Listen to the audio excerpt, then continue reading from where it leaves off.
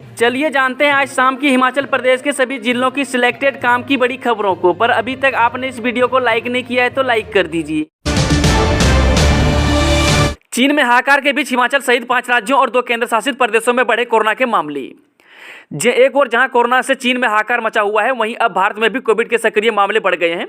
वहीं हिमाचल प्रदेश सहित पिछले 24 घंटे में 5 राज्यों और 2 केंद्र शासित प्रदेश में कोरोना के सक्रिय मामले बढ़े हैं। राष्ट्रीय राजधानी दिल्ली सहित हरियाणा, हिमाचल प्रदेश, मध्य प्रदेश, पश्चिम बंगाल और केंद्र शासित प्रदेश लद्दाख और पुडुचेरी में सक्रिय मामले बढ़े हैं। वहीं दिल्ली में कोरोना संक्रमण के 2 मामले बढ़े हैं, जिससे अब सक्रिय मामलों की संख्या बढ़कर 31 हो गई है और इस बीमारी से निजात पाने वाले की संख्या 19,80,547 हो गई है। वहीं राज्य में मृतकों की संख्या 26,519 है। केंद्र स्वास्थ्य एवं परिवार कल्याण मंत्रालय ने बुधवार को बताया कि सुबह 7 बजे तक 220 करोड़ से अधिक टीके दिए जा चुके हैं।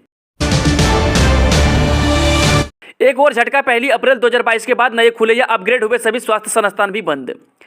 कांग्रेस की नई सरकार ने बागवानी विभाग और बिजली बोर्ड के बाद अब स्वास्थ्य विभाग में भी बड़ी कार्रवाई की है। वहीं राज्य सरकार की ओर से जारी अधिसूचना के अनुसार 1 अप्रैल 2022 के बाद राज्य में नए खुले या अपग्रेड किए गए सभी स्वास्थ्य संस्थानों को डिनोटिफाई कर दिया गया है। प्रधान सचिव स्वास्थ्य सुभाषिस पंडा की ओर से यह आदेश जारी किए गए हैं। वहीं आपको बता दें कि पूर्व की जयराम सरकार के दौरान 8 महीने की स्थिति में 25 से ज्यादा स्वास्थ्य संस्थानों को अपग्रेड किया गया था। कुछ स्वास्थ्य उपकेंद्र और पीएचसी नए खोले गए थे। इसमें 8 से ज्यादा संस्थान सीएचसी के रूप में अपग्रेड किए गए थे, लेकिन इन सभी को अब बंद कर दिया गया है। अब अस्पताल हो चाहे स्वास्थ्य उपकेंद्र, सभी अब पूर्व की स्थिति में ही काम करेंगे। इन्हें अपग्रेड करने के लिए कोई नई भर्तियां नहीं की गई थी, इसलिए स्टाफ को युक्तिकरण के जरिए पूर्व की स्थिति में ही इस्तेमाल किया जाएगा। पहली कैबिनेट में ही देंगे ओपीएस, सीएम सुक्खू बोले कर्मचारी संगठनों से भी मांगे हैं सुझाव।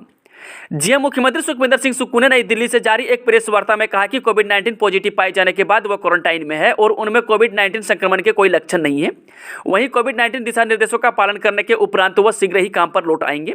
इस दौरान मुख्यमंत्री ने कहा कि विधानसभा चुनावों के दौरान कांग्रेस पार्टी द्वारा की गई सभी 10 गारंटियों को पूरा करने के लिए राज्य सरकार प्रतिबद्ध है और प्रदेशवासियों को उम्मीदों और आकांक्षाओं पर खरा उतरने में हर संभव प्रयास करेगी। उन्होंने कहा कि सरकार ने निर्णय लिया है कि कांग्रेस के प्रतिज्ञा पत्र 2022 में कर्मचारियों की पुरानी पेंशन स्कीम ओपीएस की लंबित मांग के संबंध में किए गए वादे को मंत्रिमंडल की पहली बैठक में पूरा किया जाएगा। नहीं टूटा गतिरोध, अडानी भी अड़े, माल भाड़े कम किए बगैर सीमेंट प्लांट नहीं चलाएगी कंपनी। हिमाचल में बंद हुए 2 सीमेंट कारखानों एसीसी और अंबुजा के बारे में जारी गतिरोध नहीं टूट पाया है। 1 सप्ताह का समय होने को है, लेकिन 9 ट्रक यूनियन पीछे हट रही है, 9 ही गौतम अडानी की कंपनियां। मीडिया को जारी प्रेस बयान में गौतम अडानी ने भी अब माल भाड़ा कम न होने की सूरत में सीमेंट प्लांट बंद रखने की नीति अपनाई है। वहीं कंपनी का कहना है कि 11 रुपये 40 पैसे के रेट पर सीमेंट उठाना बाजार में बेचने के लिए सही नहीं है, इसलिए कंपनी दोनों सीमेंट प्लांट बंद रखने को मजबूर है। वहीं आपको बता दें कि कंपनी के प्रवक्ता विकास ने बताया कि हिमाचल प्रदेश में ट्रक यूनियन के अड़ियल रुख से जो स्थिति पैदा हुई है, उससे हम बेहद दुखी हैं। वहीं कंपनी की राय है कि वाहन के आकार, वाहन क्षमता आदि के अनुसार माल भाड़े की दरों के लिए खुली निविदा प्रक्रिया होनी चाहिए। 5 साल करें इंतजार, सारे वादे पूरे करेगी कांग्रेस सरकार, मुकेश अग्निहोत्री बोले जनता को नहीं करेंगे निराश। प्रदेश सरकार के पहले बजट में सरकार की सभी प्राथमिकताएं तय हो जाएगी। यह बात प्रदेश के पहले उप मुख्यमंत्री मुकेश अग्निहोत्री ने ऊना जिले के महतपुर प्रवेश द्वार पर पत्रकारों के सवालों का जवाब देते हुए कही। उन्होंने कहा कि भाजपा के कुछ नेता बड़ी जल्दबाजी में हैं, उन्हें अब इंतजार करना चाहिए। उन्हें कहा कि सरकार बदले की भावना से काम नहीं कर रही, बल्कि पिछले 6 माह के केवल उन फैसलों को रिव्यू किया जा रहा है जिसमें बिना किसी बजट के प्रावधान के निर्णय लिए गए हैं। वहीं मुकेश अग्निहोत्री ने कहा कि कांग्रेस ने प्रदेश की जनता से जो वादे किए हैं उन्हें पूरा किया जाएगा। उसके साथ ही उन्होंने कहा कि भाजपा शासन में प्रदेश में बड़े पैमाने पर धांधलियां हुई है। जल शक्ति विभाग में बड़े पैमाने पर हुई पाइप खरीद मामले पर मुकेश अग्निहोत्री ने कहा कि इसकी जांच की जाएगी। इसके साथ ही उन्होंने कहा कि सड़कों पर फेंक दी गई पाइपों को शीघ्र ही विभाग के गोदामों में स्टोर किया जाएगा। वहीं भाजपा सरकार में जो टेंडर हड़बड़ी में लगाए गए हैं उनकी भी समीक्षा की जाएगी। जरूरत पड़ने पर इन टेंडरों को कैंसिल भी किया जाएगा। मातृभाषा में होगी ग्रेजुएशन, इससे बीए, बीकॉम, बीएससी जैसे अंडर ग्रेजुएट पाठ्यक्रम में बाधा नहीं बन सकेगी भाषा। उच्च शिक्षा खासतौर पर अंडर ग्रेजुएट सिलेबस में एक नया राष्ट्रव्यापी बदलाव आने वाला है। इससे बीए, बीकॉम और बीएससी जैसे अंडर ग्रेजुएट पाठ्यक्रमों में भाषा बाधा नहीं बन सकेगी। वही छात्र अपनी मातृभाषा में ग्रेजुएशन कर सकेंगे। इसके लिए बीए, बीकॉम और बीएससी की सभी पुस्तकें बंगाली, गुजराती, कन्नड़, मलयालम, मराठी, उड़िया, तमिल, तेलुगु आदि क्षेत्रीय भाषाओं में लाने की तैयारी है।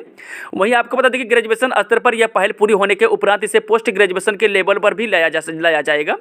वहीं केंद्रीय शिक्षा मंत्रालय की पहल पर विश्वविद्यालय अनुदान आयोग ने बीए, बीएससी और बीकॉम में उपयोग की जाने वाले पाठ्य पुस्तकों के अंग्रेजी संस्करण को भारतीय भाषाओं में लाने के लिए भारतीय प्रकाशकों के साथ बातचीत की है। भरमौर में 250 साल पुराना मंदिर राख, गरोला में जंगल की आग से तबाही, आस्था से खिलवाड़। जे उपमंडल भरमौर के तहत गरोला पंचायत में करीब 250 साल पुराना मंदिर जलकर राख हो गया। यह मंदिर गरोला पंचायत के गुवाड़ गांव के पास पहाड़ी पर स्थित था। बताया जा रहा है कि बीते कुछ दिनों से जंगल में आग लगी हुई है, जिसे आज तक नहीं बुझाया गया है। इसी बीच मंगलवार को जंगल में भड़की आग की चपेट में आने से सिद्ध बाबा का यह मंदिर जलकर राख हो गया। वहीं मंदिर के पुजारी और गरोला पंचायत के उप प्रशासन शिव कुमार ने कहा है कि मंदिर करीब 200 से 250 वर्ष पुराना था। नए साल पर पूरी रात करेंगे मां के दर्शन। चिंतपूर्णी में 31 दिसंबर से 2 जनवरी तक 3 दिवसीय मेला लगेगा। लागू रहेगी धारा 144। जे हिमाचल प्रदेश के ऊना जिले में स्थित विश्वविख्यात शक्तिपीठ मां चिंतपूर्णी के दर्शन लोग नए साल की पूरी रात कर पाएंगे। दरबार में नव वर्ष 2023 के उपलक्ष्य में 31 दिसंबर से 2 जनवरी तक 3 दिवसीय मेला आयोजित किया जाएगा। मेले के दौरान 31 दिसंबर से 2 जनवरी तक 24 घंटे माता का दरबार खुला रहेगा, लेकिन रात को सफाई के लिए कुछ समय के लिए मंदिर बंद किया जाएगा। वहीं मेले के दौरान धारा 144 रहेगी और डीजे चलाने, आतिशबाजी करने पर पूर्ण प्रतिबंध रहेगा। यह निर्णय बुधवार को बाबा श्री माई दास सदन में मंदिर न्यास चिंतपूर्णी की बैठक में लिया गया। वहीं बुधवार को एडीसी ऊना अमित शर्मा ने सभी विभागों के अधिकारियों के साथ बैठक की। वहीं अमित शर्मा ने बताया कि नव वर्ष पर मेला 31 दिसंबर से 2 जनवरी तक आयोजित किया जा रहा है। शिमला को मिलेगा नए साल का तोहफा। ढली टनल 85% बनकर तैयार। मार्च महीने में शुरू हो जाएगी वाहनों की आवाजाही। जे हिमाचल का राजधानी शिमला को नए साल पर ढली टनल का तोहफा मिलेगा। ढली संजौली टनल का काम 85% तक हो चुका है। सर्दियों में भी लगातार काम जारी है। नए साल में लोगों को यह नई टनल मिल जाएगी। टनल में वाहनों की आवाजाही शुरू होने से जाम की परेशानी भी दूर हो जाएगी। वहीं आपको बता दें कि इस साल 11 मार्च से टनल बनने का काम शुरू किया गया था। 147 मीटर लंबी इस टनल के बनने से संजौली व ढली में आए दिन लगने वाले जाम से निजात मिलेगी। वहीं स्मार्ट सिटी मिशन के तहत बन रही टनल 53 करोड़ की लागत से तैयार हो रही है। अभी तक स्मार्ट सिटी मिशन के तहत शहर में बनने वाला यह सबसे बड़ा प्रोजेक्ट है। सुक्खू सरकार का पसंदीदा होगा नया HPU-VC सर्च कमेटी बनाई जाएगी। नए साल में होगी नियुक्ति। कई प्रोफेसर के नाम रेस में। जे हिमाचल प्रदेश यूनिवर्सिटी के वर्तमान VC प्रोफेसर SP भंसर का बदला जाना लगभग तय हो गया है। ऐसे में अब यूनिवर्सिटी में नए VC की तलाश शुरू हो गई है। मिली जानकारी के मुताबिक आपको बता दें कि हिमाचल की नई कांग्रेस सरकार जल्द ही नए VC की नियुक्ति के लिए सर्च कमेटी का गठन करेगी। यह कमेटी नए VC का नाम सरकार के सामने रखेगी। वहीं हिमाचल यूनिवर्सिटी में पूर्व भाजपा सरकार ने प्रोफेसर VC प्रति कुलपति के पद पर डॉक्टर ज्योति प्रकाश को तैनात किया था। अब प्रदेश में कांग्रेस सरकार आई है तो ऐसे में अटकलें लगाई जा रही है कि प्रोफेसर VC के पद से उन्हें हटाया जाएगा। हालांकि अभी सरकार इस पर अंतिम फैसला देगी। एक्शन में सुक्खू सरकार, बिजली बोर्ड के 32 कार्यालय बंद। जे शिमला विधानसभा चुनावों के समय प्रदेश में खोले गए बिजली बोर्ड के 32 कार्यालय को सुखविंदर सिंह सुक्खू सरकार ने बंद कर दिया है। वहीं हिमाचल प्रदेश राज्य बिजली बोर्ड प्रबंधन की ओर से इस संबंध में अधिसूचना जारी कर दी गई है। जिन कार्यालय को बंद किया गया है उनमें 3 परिचालन वृत्त, 12 विद्युत मंडल, 17 विद्युत उपमंडल शामिल है। इंदौरा के घंडरा में जिंदा जले 24 पशु। देर रात लगी आग ने खूब मचाया कहर। सिर्फ 3 भैंसें ही बची। जे इंदौरा बोले कि पंचायत घंडरा में भीषण अग्निकांड में 24 पशु जिंदा जल गए हैं। देर रात मंड क्षेत्र के नूर हुसैन और लाल हुसैन के घर में लगी आग का जब तक पता चलता तब तक 18 भैंसें, 3 गाय और 3 बकरियां जलकर मर चुकी थी। वहीं अग्निकांड में सिर्फ 3 भैंसें ही बच पाई है, लेकिन वे भी बुरी तरह झुलसी है। हालांकि पंचायत प्रधान कासिमुद्दीन की सूचना पर नूरपुर से दमकल विभाग के कर्मी मौके पर तो पहुंचे, लेकिन तब तक 24 पशु मर चुके थे। उधर नवनिर्वाचित विधायक मलेंद्र राजन ने भी मौके पर पहुंचकर पीड़ित परिवार को हर संभव सहायता देने का आश्वासन दिया है। इंदौरा के घंडरा में जिंदा जले 24 पशु। देर रात लगी आग ने खूब मचाया कहर। सिर्फ 3 भैंसें ही बची। जे इंदौरा बोले कि पंचायत घंडरा में भीषण अग्निकांड में 24 पशु जिंदा जल गए हैं। देर रात मंड क्षेत्र के नूर हुसैन और लाल हुसैन के घर में लगी आग का जब तक पता चलता तब तक 18 भैंसें, 3 गाय और 3 बकरियां जलकर मर चुकी थी। वहीं अग्निकांड में सिर्फ 3 भैंसें ही बच पाई है, लेकिन वे भी बुरी तरह झुलसी है। हालांकि पंचायत प्रधान कासिमुद्दीन की सूचना पर नूरपुर से दमकल विभाग के कर्मी मौके पर तो पहुंचे, लेकिन तब तक 24 पशु मर चुके थे। उधर नवनिर्वाचित विधायक मलेंद्र राजन ने भी मौके पर पहुंचकर पीड़ित परिवार को हर संभव सहायता देने का आश्वासन दिया है। 2017 से नहीं सुलझा PGT IP केस। जे प्रदेश कंप्यूटर प्रोफेशनल के लंबित पोस्ट ग्रेजुएट टीचर इन इंफॉर्मेशन प्रैक्टिस में अभी तक युवाओं को राहत नहीं मिल पाई है। इस कारण हजारों बेरोजगार युवा हताश हैं। पिछले 5 साल से इंतजार कर रहे कि सरकार कोर्ट में अपना पक्ष रखेगी। अब नई सरकार से इन युवाओं को बड़ी उम्मीद है।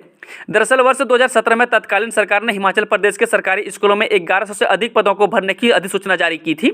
उसमें पोस्ट ग्रेजुएट टीचर इन इंफॉर्मेशन प्रैक्टिस विषय के लिए 5 वर्ष के शैक्षणिक अनुभव की शर्त को जोड़ दिया गया था, जबकि ऐसे शर्त किसी भी अन्य विषय में नहीं रखी। इस शर्त को न्यायालय में वर्ष 2017 में चुनौती दी गई, लेकिन 5 वर्ष बीतने के बाद भी इस केस पर कोई फैसला नहीं आ सका। वहीं हिमाचल कंप्यूटर प्रोफेशनल एसोसिएशन के प्रदेश अध्यक्ष पीयूष सेवल व सचिव प्रवीण खेमटा ने कहा कि पिछले 5 वर्षों से लंबित इस केस की सुनवाई लंबित है। उनका कहना है कि नई सरकार से अब उन्हें उम्मीद है। मंडी किसान इंदिरा मार्केट के सेल्फी पॉइंट में तोड़फोड़, शरारती तत्वों ने खूब पहुंचाया नुकसान।